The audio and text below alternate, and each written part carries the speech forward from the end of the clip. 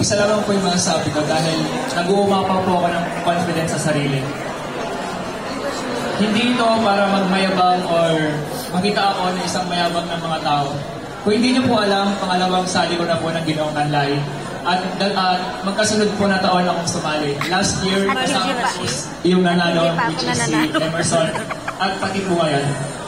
Bakit ako sumali? Dahil gusto kong makita ng mga taong sumusuporta sa akin, lalo na yung bayan ko, ang San Clemente, na may ibubuga kami, na kami ang best. Na maliit kaming bayan, pero meron silang tao na may pagmamalaki. Sa katotohanan po, ang bayan po namin is may tagline Excellent San Clemente. Hindi po represent na Excelente yung town. Represent po nito yung tao. Nagugutom na ako. Yun lang po. Salamat. Nagugutom ka na.